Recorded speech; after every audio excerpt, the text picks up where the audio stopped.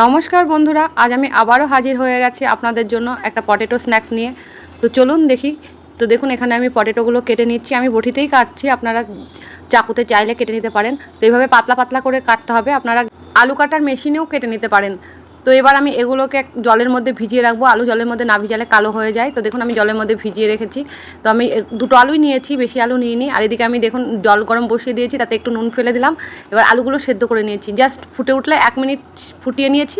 তারপরে আমি এটাকে জল ঝরিয়ে নামিয়ে নিয়েছি। আর এদিকে দেখুন, আমি গ্যাসের ওপরে বসিয়ে দিয়েছি কড়াই। এখানে আমি সাদা তেল দিয়ে দিলাম, আমি এটা সাদা তেলেই ভাজবো।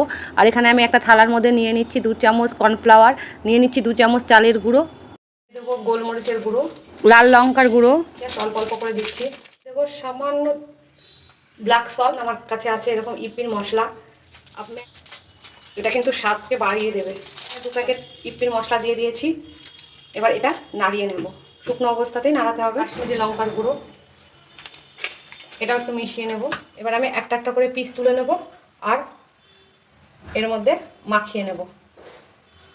বাকিটা আমি ঝেড়ে নেব, এভাবে সবগুলো মাখিয়ে নেব।